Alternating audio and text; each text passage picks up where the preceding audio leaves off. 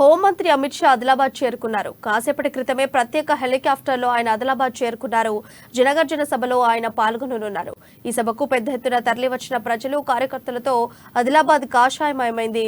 ఇక ఆదిలాబాద్ లో ఈ సభ ప్రారంభం కానుంది. రోజులలో ఏదైతే ఎన్నికలు రాబోతున్నాయి కాబట్టి ఆ ఎన్నికలలో కూడా ప్రతి ఒక్కరం కూడా రాత్రి పగలు కష్టపడి ఖచ్చితంగా 7కి 7 గెలిపించడానికి ప్రయత్నం చేద్దామని కూడా ఈ సందర్భంగా తెలియడం జరుగుతుంది. కాబట్టి ఏది ఏమైనా భారతీయ జనతా పార్టీని అధికారంలో తెచ్చే విధంగా ప్రయత్నం చేద్దామని మరొక్కసారి అందరికీ కూడా నా హృదయపూర్వక నమస్కారాలు తెలుపుతూ నేను సెలవు తీసుకుంటాను. భారత్ మాతాకి, భారత్ మాతాకి. కరీంనగర్ పార్లమెంట్ సభ్యులు, మాజీ రాష్ట్ర భారతీయ జనతా పార్టీ అధ్యక్షులు, జాతీయ బీజేపీ ప్రధాన కార్యదర్శి బండి సంజయ్ గారిని మాట్లాడవలసిందిగా కోరుతున్నాను. భారత్ మాతాకి. ఏందన్నా సౌండ్? పొట్ట పొట్ట పొట్ట పొట్ట పండు కొరకాలి గట్టిగా, కొరి గట్టిగా. భారత్ మాతాకి, భారత్ మాతాకి జై శ్రీరామ్. వందే వందే. నరేంద్ర మోడీ గారి నాయకత్వం, నరేంద్ర మోడీ గారి నాయకత్వం, అమిత్ షా గారి నాయకత్వం, అమిత్ షా గారి నాయకత్వం. భారత్ మాతాకి. ఇది జోష్ జోష్ జోష్ జోష్ జోష్. హిందుత్వానికి చిరునామా, ధర్మానికి అడ్డా ఈ ఆదిలాబాద్ గడ్డకు నిజంగా శిరస్సు వంచి దండాలు పెడుతున్నాను. గిరిజనుల ఆశాజ్యోతి, పేద ప్రజల ముద్దు బిడ్డ, కొమరం భీం వారసులారా, నిజాం మెడలు వంచి నిజాం నిరంకుశ పాలనకు వ్యతిరేకంగా ప్రాణాలొడ్డి ఉరికంబాన్నే ఉయ్యాలగా భావించి ప్రాణ త్యాగం చేసిన నా రామ్జీ గోండ్ గడ్డకు భారతీయ జనతా పార్టీ తరఫున హృదయపూర్వక స్వాగతం. ఆ రోజు నిజాం మెడలు వంచి తెలంగాణకు స్వాతంత్ర్యాన్ని అందించినటువంటి మహానుభావుడు అభినవ సర్దార్ పటేల్. నేడు కేసీఆర్ లాంటి నిజాం మెడలు వంచి ఈ తెలంగాణ రాష్ట్రంలో పేద ప్రజల బతుకులు బాగు చేయడానికి బయలుదేరి వచ్చినటువంటి నేటి అభినవ సర్దార్ పటేల్ మా అమిత్ షా గారికి హృదయపూర్వక స్వాగతం, సుస్వాగతం. ఒక్కసారి అందరూ లేచి నిలబడి అమిత్ షా గారికి స్వాగతం పలకాలని. అమిత్ షా గారికి జోష్ అన్న, అదపర జోష్ ఉంటుందన్న. ఈ జోష్ చూస్తే కేసు అసలు పాపం అన్న కేసీఆర్ సార్ కనబడుతుండా? మీకు కనబడుతుండా? ఏమైంది ఏమైంది కేసీఆర్ సార్ అన్న? నాకు గురువు అన్న కేసీఆర్ సార్, నాకు గురువు అన్న. కేసీఆర్ సార్ దగ్గర భాష నేర్చుకున్నానా, నా గురువు బాగుండాలని కోరుకోనా లేదా? అందుకే మళ్ళీ చెప్తున్నా, ఆదిలాబాద్ గడ్డ వేగంగా చెప్తున్నా, సార్ కేసీఆర్ సార్ కు రక్షణ కల్పించండి. కేసీఆర్ సార్ మాకు చూపెట్టండి. కేసీఆర్ సార్కి ఏమైంది? కేసీఆర్ సార్ నిండు నూరేలు ఆయురారోగ్యంతో బతకాలని చెప్పి మేము కోరుకుంటున్నాం. మా ముఖ్యమంత్రి మాకు కావాలి. మా ముఖ్యమంత్రిని, ముఖ్యమంత్రి కొడుకు ఏం చేస్తుండో ఇప్పటికి భయంగా ఉందన్న నాకు. కేసీఆర్ సార్ ఉండాలన్న. మనం ఎప్పుడు కూడా ఏ మనిషి నాశాన్ని కోరుకోమన్నా. మేము సర్వే జన సుఖినో భవంతు, ప్రతి ఒక్కరూ సుఖ శాంతులతో జీవించాలని కోరుకునే ధర్మమే నా హిందూ ధర్మం. ఆ ధర్మం కోసం పనిచేసే కార్యకర్తల పార్టీ నా భారతీయ జనతా పార్టీ అన్న. వచ్చేది మన రాజ్యం అన్న, మోడీ రాజ్యం. వచ్చేది అమిత్ షా రాజ్యం. వచ్చేది రామరాజ్యం. రామరాజ్యాన్ని ఎవడు ఆపలేడు. మోడీ రాజ్యానికి ఎవడు అడ్డు రాలేడు. వస్తే వాడి మసై పట్ట గంటలు కొరికే భారతీయ జనతా పార్టీ కలకత్తా ధీటుకు తట్టుకోవాలన్న విషయాన్ని బీఆర్ఎస్ పార్టీ, కాంగ్రెస్ పార్టీ గుర్తుంచుకోవాలి. ఎందుకు ఓటాలన్నా బీఆర్ఎస్ పార్టీకి? దేనికోసం ఓటాలన్నా? అరే గిరిజనుల పోడు భూములకు పట్టాలు ఇచ్చినట్టయితే, 12% రిజర్వేషన్లు ఇచ్చినట్టయితే వేయండి ఆ పార్టీకి ఓటు. అరే 1వ తారీఖు జీతాలు ఇచ్చి, ప్రమోషన్లు ఇచ్చి, మీకు ట్రాన్స్ఫర్లు చేస్తే ఇవ్వండి ఆ పార్టీకే ఓటు.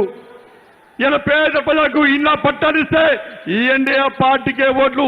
రైతులకు రుణమాఫీ చేసి రైతుల సబ్సిడీని బంద్ చేయకుంటే నష్టపోయిన రైతులను ఆదుకునే ప్రయత్నం చేసిన మీరు భావిస్తే వేయండి ఆ పార్టీకి ఓటు. మహిళల మీద అత్యాచారం ఆపే దమ్మున్నటువంటి పార్టీ అదే అయితే వేయండి ఆ పార్టీకి ఓటు. అరే టీఎస్పీఎస్సీ పేపర్ లీకేజ్ అయితే 30 లక్షల బతుకు బర్బాద్ అయిందన్న. ఒక్క గ్రూప్ 1 నోటిఫికేషన్ ఇవ్వలే, ఒక్క గ్రూప్ 1 నోటిఫికేషన్ ఇవ్వలే, డిఎస్సి నోటిఫికేషన్ ఇవ్వలే, కనీసం ఉద్యోగాలు ఇవ్వలే, నిరుద్యోగ బుద్ధి ఇవ్వలే. ఇచ్చినట్టయితే ఆ పార్టీకి ఓటైనరన్నా. దేనికోసం పట్టేస్తామన్నా 5 లక్షల కోట్లు అప్పేసిందన్న రాష్ట్ర ముఖ్యమంత్రి. మన బతుకులు బర్బాద్ చేసిందన్న కాంగ్రెస్ పార్టీ వచ్చిందన్న. కాంగ్రెస్ పార్టీ కర్ణాటకలో కాంగ్రెస్ పార్టీ ట్రైలర్ హిట్ అయిందన్న. సినిమా అట్టర్లీ ఫ్లాప్ అయిందన్న. ఫ్లెక్సీలు చెబుతున్నారు, గోడల మీద పెయింట్ వేస్తున్నారు. కాంగ్రెస్ పార్టీ అతి గతి లేని పార్టీ. కాంగ్రెస్ పార్టీ ఆచరణ సాధ్యంగానే హామీలు ఇచ్చింది అని 5 లక్షల కోట్లు అప్పేసింది కేసీఆర్. 5 లక్షల కోట్లు అప్పు చేస్తే ఏ విధంగా అప్పు తీసుకోవడం చెప్పాలని లేదా? మరి కాంగ్రెస్ పార్టీ అధికారంలోకి వస్తా ఉంటుంది. 5 లక్షల కోట్లు ఎప్పటి ఎక్కడ వేస్తుందన్నా? పాకిస్తాన్ ఓడిస్తాడా, బంగ్లాదేశ్ కూడా రాహుల్ గాంధీ ముద్ర కొట్టిస్తాడా? ఇచ్చేది మోడీ అన్న. మోడీ గారు పైసలు ఇస్తే కాంగ్రెస్ పార్టీ దొబ్బిపోతారన్న. మోడీ గారు పైసలు ఇస్తే టీఆర్ఎస్ పార్టీ దొబ్బిపోతూనే ఉన్నారన్న. కాబట్టి ఇక్కడ అప్పు తీరాలంటే, తెలంగాణ రాష్ట్రం బాగుపడాలంటే, పేదల బతుకులు బాగుపడాలంటే ఒక బీసీ నేత అయినా నరేంద్ర మోడీ గారి నేతృత్వంలో తెలంగాణ రాష్ట్రంలో పేదల రాజ్యం రావాలి. ఒక బీసీ నేత మోడీ కాబట్టి ఈ పార్టీలో పుట్లవన్నా మోడీ గారిని ఇబ్బంది పెట్టే ప్రయత్నం చేస్తున్నాయన్నా. కానీ వచ్చేది మన రాజ్యం, మోడీ రాజ్యం. ఇవన్నీ అభివృద్ధి గురించి మాట్లాడుతున్నామన్నా. కానీ భారతీయ జనతా పార్టీని మతతత్వ పార్టీ మర్చిపోతామన్నా. బైసాను మర్చిపోతామన్నా. ఒక్కసారి ఆలోచించండి హైదరాబాద్ యువకులారా. బైసాలో నా తమ్ముళ్ళ మీద పీడీ అటువంటి సందర్భాన్ని ఒక్కసారి గుర్తించుకోండి. నా మహిళల మీద, నా పేద హిందువుల మీద దాడులు చేసి దగ్ధం చేసిన సంఘటనలు వదిలిపెడదామా? ఒక్కసారి చూడండి. ఎవరైతే బైసాలో విధ్వంసం సృష్టించుడో, ఎవరైతే నా హిందూ సమాజం మీద దాడి చేసిండో ఆ లుచ్చాన్న కొడుకులను బజార్లో బట్టలు ఊడదీసి ఉరికిచ్చే మోడీ రాజ్యం రావాలన్నా. అరే నా మైనర్ బాలిక మీద అత్యాచారం చేస్తే ఎంఏం పార్టీ లుచ్చా గాని ఈ నడి రోడ్డు మీద ఉరికిచ్చి కొట్టే రాజ్యం రావాలన్నా. ఒక్కసారి ఆలోచండి.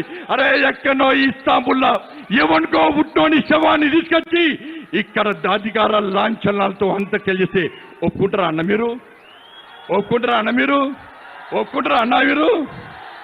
అరే ఇక్కడ ఎవడైతే భారత్ మాతాకి జై అనకుండా పాకిస్తాన్ జిందాబాద్ అని కొండల మీద గుట్టల మీద పాకిస్తాన్ జెండాలు పెట్టడో అలాంటి లుచ్చానా కొడుకులను ఇక్కడ పాతి పెట్టమన్నా. ఇక్కడ ఎన్కౌంటర్ చేసి పాకిస్తాన్ లో పాతి పెట్టే రాజ్యం రావాలన్నా. నా ధర్మ రాజ్యం రావాలన్నా. దయచేసి యువకులారా ఆలోచించండి. సమయాన్ని వృధా చేసుకోకండి. ఒక్కసారి తప్పు చేస్తే 5 సంవత్సరాలు మన బతుకులు బర్బాద్ అయిపోతాయన్నా. MA party, Congress party, BRS party కలిసి అధికారాన్ని పంచుకునే ప్రయత్నం చేస్తున్నాయన్నా. మోడీ రాజ్యం రావాలన్నా, మన పేదల రాజ్యం రావాలన్నా కేవలం 50 రోజులే అన్న. ఇక్కడ 5 అసెంబ్లీ స్థానాలు గెలుస్తాయని చెప్పి గౌరవనీయులు అమిత్ షా గారు ఈ రోజు ఇక్కడ యుద్ధాన్ని ప్రారంభించిన ఆ సైరన్ మోగించడానికి వచ్చింది. కాబట్టి దయచేసి అందరం 50 రోజుల పాటు సమయం ఇవ్వండి, పూర్తి సమయం ఇవ్వండి. ఇక్కడ భారతీయ జనతా పార్టీ ప్రభుత్వాన్ని ఏర్పాటు చేద్దాం, 5 స్థానాలు గెలిపిస్తామని చెప్పి నమ్మకం, విశ్వాసంతో ఈ రోజు ప్రచారం ప్రారంభించాం. కాబట్టి ఆ విశ్వాసాన్ని నిలుపుకోవాల్సిందే మీ అందరికీ విజ్ఞప్తి చేస్తూ ఇంత పెద్ద ఎత్తున మీ అందరికీ కూడా హృదయపూర్వక ధన్యవాదాలు తెలియజేస్తూ ముగిస్తాను. భారత్ మాతాకి జై శ్రీరామ్, జై శ్రీరామ్. ధన్యవాదాలు. పోరు యాత్ర, తెలంగాణ పోరు యాత్ర సారథి కేంద్ర మంత్రివర్యులు మన రాష్ట్ర అధ్యక్షులు కిషన్ రెడ్డి గారిని మాట్లాడవలసిందిగా కోరుతున్నాను.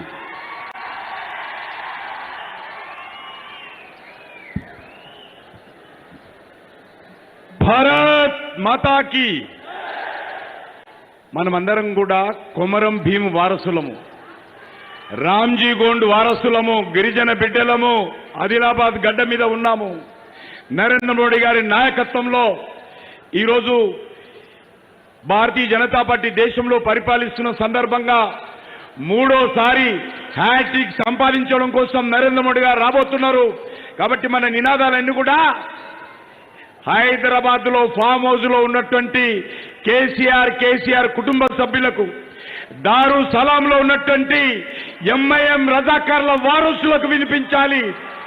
భారత్ మాతాకి, భారత్ మాతాకి, భారతీయ జనతా పార్టీ, నరేంద్ర మోడీ గారి నాయకత్వం, అమిత్ షా గారి నాయకత్వం, జగత్ ప్రకాష్ నడ్డా గారి నాయకత్వం, ఆదిలాబాద్ చుట్టుపక్కల ప్రాంతాల నుంచి వచ్చినటువంటి పార్టీ పెద్దలకు, ఈనాటి కార్యక్రమానికి ముఖ్య అతిథులుగా వచ్చినటువంటి అభినవ సర్దార్ పటేల్ గా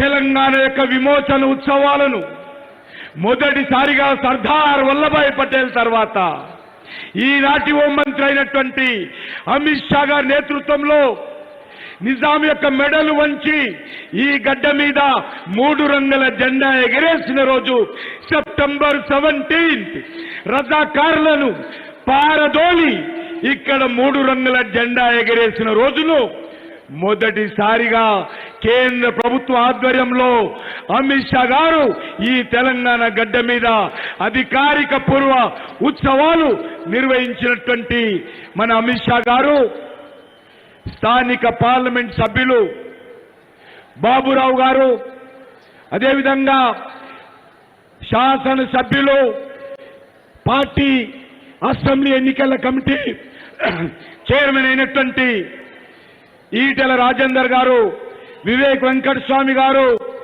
ఇంకా వేదిక మీద ఉన్నటువంటి మహేశ్వర్ రెడ్డి గారు, ఇంకా అనేక మంది పెద్దలు, మన జిల్లా అధ్యక్షులు పాయల శంకర్ గారు,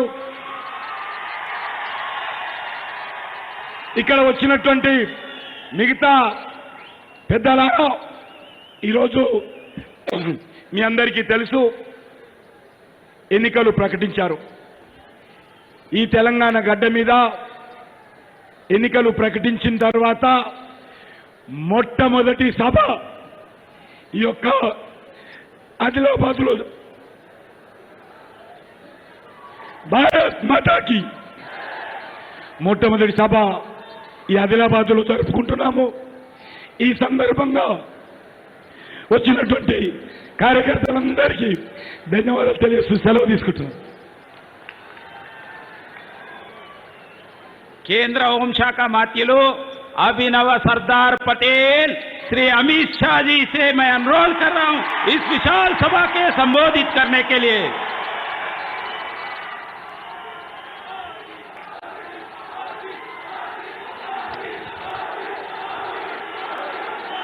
मोदी मोदी मोदी मोदी मोदी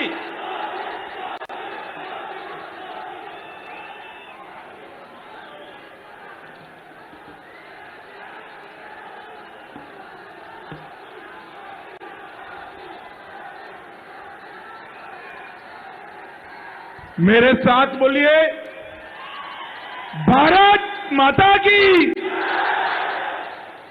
क्यों भाई, क्या हो गया आप लोगों की आवाज को?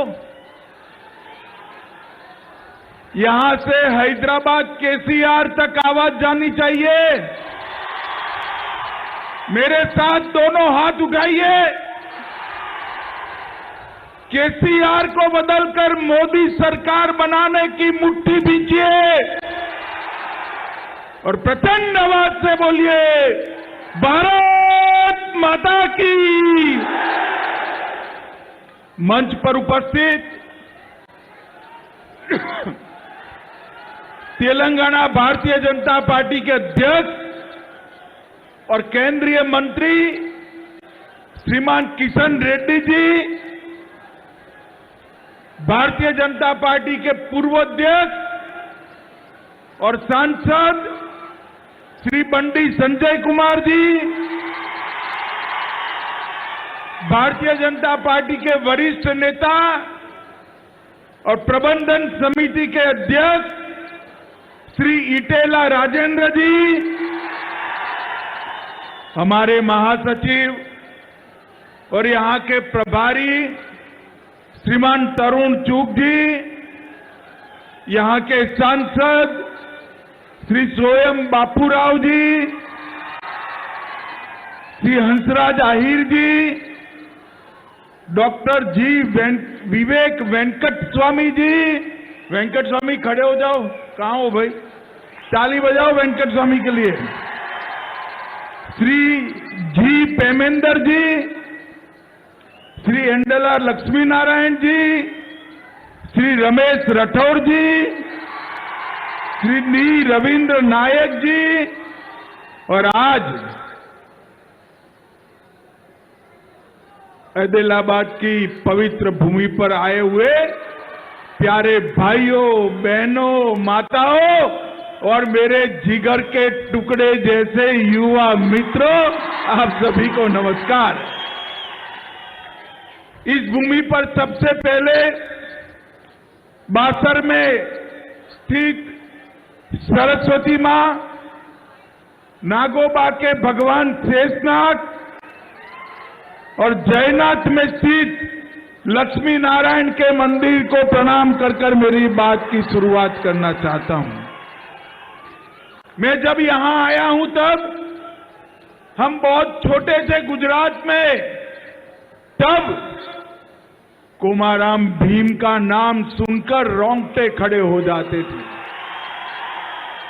यही भूमि के कोमाराम भीम, जिन्होंने आजादी के लिए लड़ाई लड़ी, श्री कोमाराम जी को प्रणाम कर श्रद्धांजलि देकर मेरी बात की शुरुआत करना चाहता हूं।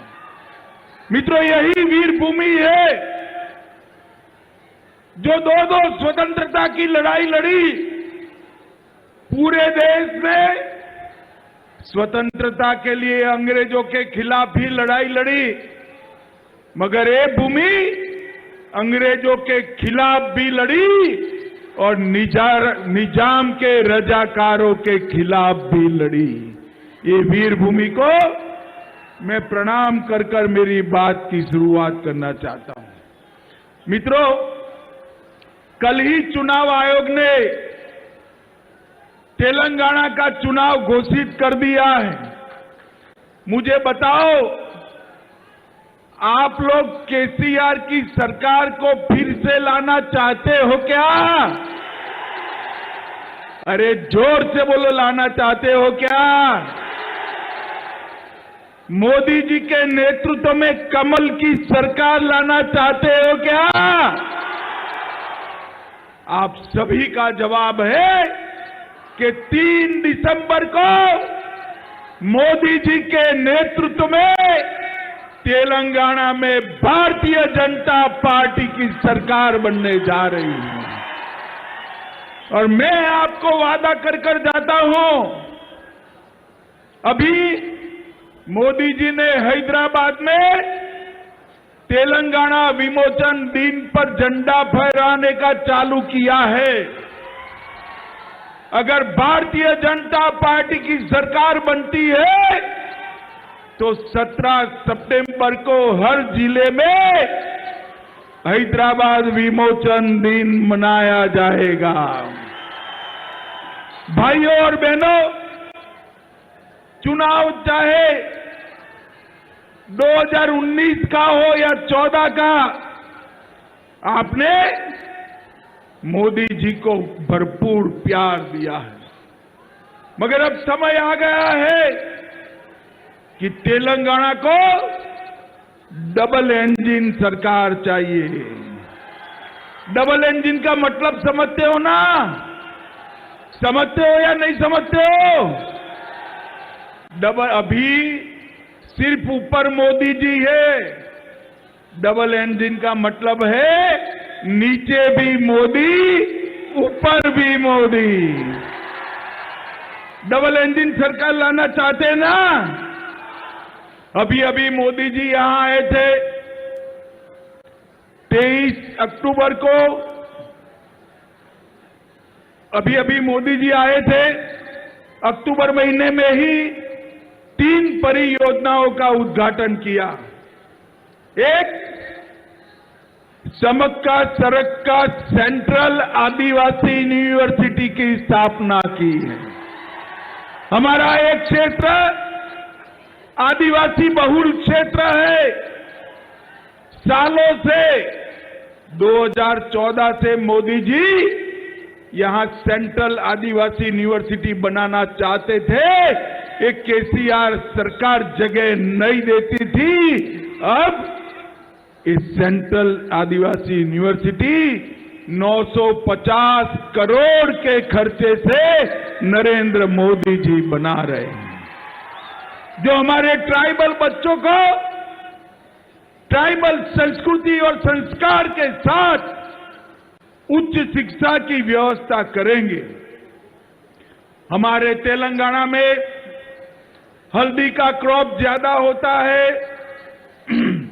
हल्दी के क्रॉप के लिए नेशनल टर्मरिक बोर्ड, जो हल्दी के क्रॉप की वैल्यू चेन और एक्सपोर्ट भी बढ़ाएगी, हल्दी के क्रॉप के लिए नेशनल टर्मरिक बोर्ड भी बनाने की शुरुआत नरेंद्र मोदी जी ने की है। और तीसरा, सालों से KCR Krishna water dispute tribunal 2 का गठन के लिए कोई कदम नहीं उठाते थे। मोदी जी ने कृष्णा वाटर डिस्प्यूट ट्रिब्यूनल 2 के गठन के लिए कैबिनेट में प्रस्ताव कर तेलंगाना के पानी की चिंता करने का काम नरेंद्र मोदी जी ने किया है। और यहां पर इतने सारे लोग हैं, माताएं बहनें भी है। अभी अभी मोदी जी ने विधानसभा और लोकसभा में 33% महिला आरक्षण कर हर माता बहनों का सम्मान करने का काम किया है। भाइयों और बहनों, ये केसीआर की जो सरकार है 10 साल तक चली। 10 साल तक केसीआर ने तेलंगाना के गरीब का काम नहीं किया। किया है क्या? जोर से बोलो, किया है क्या? किसान का काम नहीं किया। किया है क्या? दलित का भी नहीं किया और आदिवासी का भी नहीं किया। मुझे बताओ ट्राइबल भाइयों बहनों, केसीआर सरकार ने आदिवासियों के लिए कुछ भी किया है क्या? उन्होंने एक ही काम किया, 10 साल में केटीआर को मुख्यमंत्री कैसे बनाया जाए इसकी चिंता का काम किया है। ये जो मुख्यमंत्री है उनका एक ही लक्ष्य है, अपने बेटे केटीआर को मुख्यमंत्री बनाना। और हमारा लक्ष्य है आदिलाबाद के हर ट्राइबल जवान को नौकरी, शिक्षा और किसान के खेत में पानी पहुंचाना। माताओं, भाइयों, बहनों, हर गरीब के घर में शौचालय पहुंचाने का काम अगर किसी ने किया तो नरेंद्र मोदी जी ने किया। हर गरीब को घर देने का काम किसी ने किया तो नरेंद्र मोदी जी ने किया। हर महिला को गैस का सिलेंडर देने का काम अगर किसी ने किया तो हमारे नरेंद्र मोदी जी ने किया। और मित्रों, हर किसान के बैंक अकाउंट में हर साल 6,000 रुपया देने का काम अगर किसी ने किया तो नरेंद्र मोदी जी ने किया। नरेंद्र मोदी जी ने 9 साल के अंदर हर गरीब, हर पिछड़े, दलित और आदिवासी इसको आगे बढ़ाने का काम किया है। और केसीआर ने केवल अपने परिवार को आगे बढ़ाने का काम किया है। भाइयों और बहनों, आपके पास 2 विकल्प है। एक बार अपने बेटे बेटी की चिंता करने वाले केसीआर की सरकार और दूसरी ओर गरीब, पिछड़े, दलित और आदिवासी की चिंता करने वाले नरेंद्र मोदी जी की सरकार। मुझे बताओ, आप नरेंद्र मोदी जी की सरकार चाहते हो या नहीं चाहते हो? कमल फूल की सरकार चाहते हो या नहीं चाहते हो? मित्रों, देश आजाद हुआ 75 साल हो गए, मगर कभी भी कोई आदिवासी का बेटा या बेटी इस देश का राष्ट्रपति नहीं बना। नरेंद्र मोदी जी ने ओडिशा के गरीब घर में जन्मी हुई आदिवासी बेटी बहन द्रौपदी मुर्मू को राष्ट्रपति बनाकर देश के सभी आदिवासियों का सम्मान किया है। ट्राइबल कल्याण के लिए ढेर सारे काम नरेंद्र मोदी जी ने किए हैं। मित्रों, मैं आपको बताना चाहता हूं, एक कांग्रेस वाले भी चुनाव आता है तब नए कपड़े पहनकर आ जाते हैं। अभी अभी राहुल बाबा यहां घूमना शुरू करे हैं। मैं राहुल बाबा को पूछना चाहता हूं, आपकी सरकार थी, यूपीए की सरकार थी, कांग्रेस पार्टी की सरकार थी, 2013-14 में आदिवासियों के कल्याण के लिए बजट कितना था आपको मालूम है? मैं बताता हूं, सुनिएगा ध्यान से। 2013-14 में आदिवासियों के कल्याण के लिए सिर्फ 24,000 करोड़ का बजट था। कितना था भाई, बोलो जोर से। और मोदी जी ने 2023-24 आते आते आदिवासी कल्याण के लिए 24,000 करोड़ से बढ़ाकर 1,24,000 करोड़ रुपया करने का काम किया है। कांग्रेस ने आज तक केवल और केवल गरीबी की बात करी, गरीबों की बात करी, गरीबों के लिए कुछ नहीं किया। 12 लाख करोड़ का घपला, घोटाला, भ्रष्टाचार ये इंडी गठबंधन वाली कांग्रेस पार्टी ने किया है। नरेंद्र मोदी के 9 साल के शासन में कोई हमारे विरोधी भी हम पर भ्रष्टाचार का आरोप नहीं लगा सकता। मित्रों, नहीं लगा सकता। नरेंद्र मोदी जी ने 15 नवंबर को जनजातीय दिवस, जनजातीय गौरव दिवस मनाने का काम किया और देश भर के ट्राइबल भाइयों बहनों को, आदिवासी भाइयों बहनों को भगवान बिरसा मुंडा के साथ जोड़कर गौरव प्रदान करने का काम हमारे नेता नरेंद्र मोदी ने किया। 200 करोड़ रुपया खर्च कर देश में 10 जगह पर आदिवासी स्वतंत्र सेनानियों का संग्रहालय बनाने का काम नरेंद्र मोदी जी ने किया है। और मित्रों, जनजाति क्षेत्रों में जल से नल के माध्यम से 1 करोड़ 10 लाख आदिवासी घरों में पीने का पानी और 50 लाख लोगों को घर देने का काम हमारे नेता नरेंद्र मोदी जी ने किया है। एक केसीआर ने जितने वादे किए थे, एक भी वादा पूरा नहीं किया। यहां अस्पताल बनाना था, अभी आधा अधूरा पड़ा है।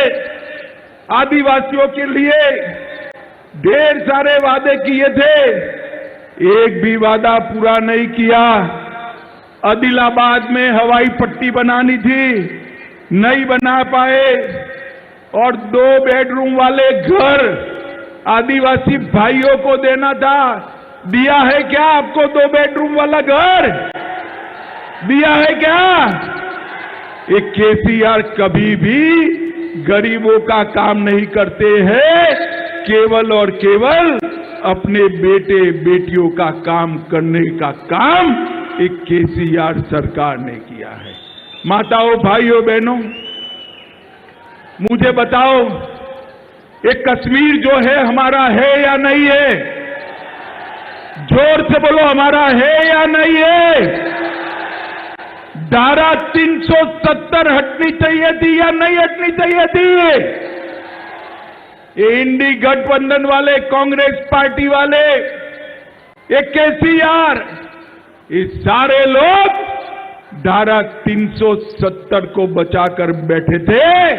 नरेंद्र मोदी जी ने 5 अगस्त 2019 को धारा 370 को हटाकर कश्मीर को हमेशा के लिए भारत के साथ जोड़ने का काम नरेंद्र मोदी जी ने।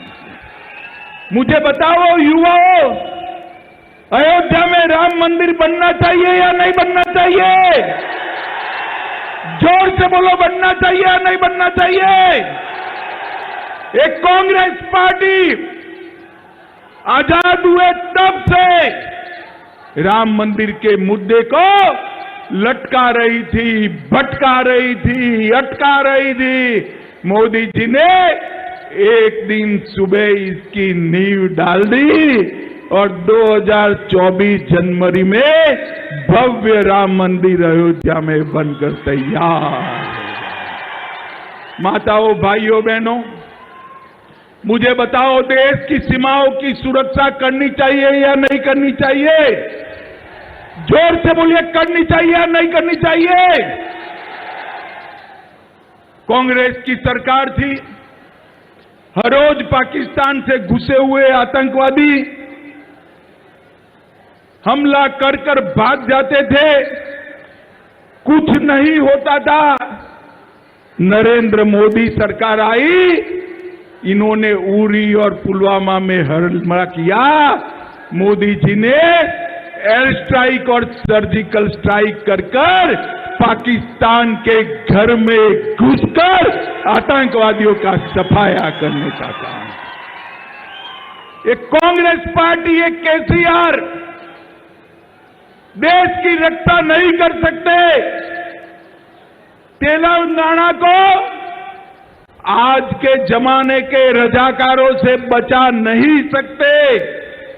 तेलंगाना को आज के जमानों के रजाकार से अगर कोई बचा सकता है तो केवल और केवल भारतीय जनता पार्टी बचा सकती है।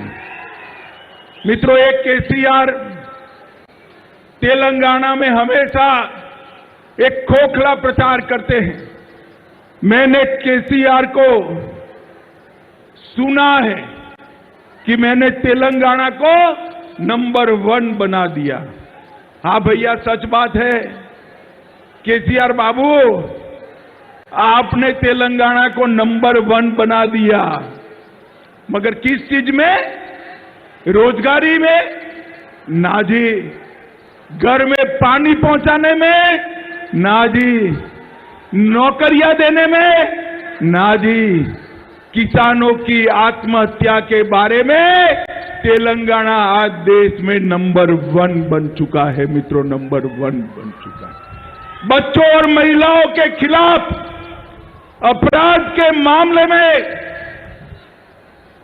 तेलंगाना नंबर 1 बोल गया है और महाघोटाले करने के बारे में भी, भ्रष्टाचार करने के बारे में भी तेलंगाना नंबर 1 बन गया है। और मित्रों, केसीआर की चुनाव चिन्ह क्या है भाई, बताओ तो क्या है? उनका चुनाव चिन्ह जो है ना, वो गाड़ी है, एम्बेसडर गाड़ी है। मगर एम्बेसडर गाड़ी कौन चलाता है?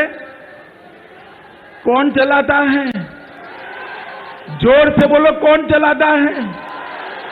उनकी गाड़ी का स्टीयरिंग ओवैसी के पास है, उनके पास नहीं है। आप ऐसा चाहते हो कि मजलिस के इशारे पर तेलंगाना चले? जरा जोर से बोलो, चाहते हो क्या? ये मजलिस के इशारे पर चलने वाली सरकार है। आदिलाबाद वालों, इस चुनाव में मजलिस के इशारे पर चलने वाली इस सरकार को उखाड़ कर फेंक दीजिए और नरेंद्र मोदी जी के नेतृत्व में कमल फूल की सरकार लाइए। कमल फूल की सरकार हमारे तेलंगाना को समृद्ध कर देगी और भ्रष्टाचार से मुक्त कर देगी। मित्रों, कोई भी योजना हो, भ्रष्टाचार के बगैर यहां समाप्ति ही नहीं होती। चाहे दलित हो, किसान हो, युवा हो, आदिवासी हो, सबको जो वादे किए थे वो वादे पूरे नहीं हुए। दलित भाइयों को वादा किया था 3 एकड़ भूमि देंगे। मैं केसीआर बाबू को पूछना चाहता हूं, चंद्रशेखर राव जी, 3 एकड़ भूमि कहां गई? दलित बंधु हर परिवार को 10 लाख रुपया देना था, गिने चुने अपनी कैडर के लोगों को देकर बाकी के दलितों को नहीं दिया। मित्रों, जो सरकार अपने बेटों के कल्याण में पड़ी हो, वो सरकार तेलंगाना का कल्याण नहीं कर सकती। नरेंद्र मोदी सरकार ने तेलंगाना में 40 लाख किसानों को किसान सम्मान निधि दी, 54 लाख लोगों को घर में पीने का पानी पहुंचाया है, 33 लाख माताओं को घर में शौचालय बनाकर दिया है, 1,90,00,000 लोगों को हर महीने 5 किलो अनाज free of cost Narendra Modi ji भेज रहे हैं। 11 लाख से ज्यादा बहनों को उज्ज्वला योजना के सिलेंडर दिए हैं, 2.5 लाख लोगों को घर देने का काम किया है। और मैं आपको पूछने आया हूं, सभी को कोरोना का दोनों टीका लगा था या नहीं लगा था? जिसको लगा हो वो जरा हाथ ऊपर करो तो। सबको लगा है ना? किसी को भी 25 पैसा भी देना पड़ा है क्या? मोदी जी ने 130 करोड़ की जनता को कोरोना का टीका लगाकर पूरे तेलंगाना को कोरोना से सुरक्षित करने का काम नरेंद्र मोदी जी ने किया है। मित्रों, नरेंद्र मोदी जी ने। माताओं, भाइयों, बहनों, अभी G20 हुआ। G20 में दुनिया भर के नेताओं ने भारत के नेतृत्व की मोदी जी की प्रशंसा की है। और जब हमारा चंद्रयान जब चांद पर पहुंच गया, देश भर के लोगों के मन में भारत के विजय का भाव खड़ा करने का काम नरेंद्र मोदी जी ने किया है। अंत में मैं इतना ही कहना चाहता हूं, इस सरकार का स्टीयरिंग मजलिस के हाथ में है, ओवैसी के हाथ में है। एक ऐसी सरकार बनाइए जो तेलंगाना की जनता की सरकार हो। एक ऐसी सरकार बनाइए जो अपने बेटों के लिए काम न करे, बेटी के लिए काम न करे, आदिलाबाद के आदिवासी भाइयों बहनों के लिए काम करे। और ऐसी सरकार केवल और केवल नरेंद्र मोदी जी और भारतीय जनता पार्टी दे सकते हैं। मित्रों, आप मुझे बताओ, आने वाले चुनाव में भारतीय जनता पार्टी की सरकार बनाएंगे क्या? दोनों हाथ उठाकर जोर से बोलिए, बनाएंगे क्या? कमल के निशान पर मोहर लगाएंगे क्या? ये केसीआर की सरकार को उखाड़ कर फेंक देंगे क्या? नरेंद्र मोदी के नेतृत्व में तेलंगाना में सरकार बनाएंगे क्या? 24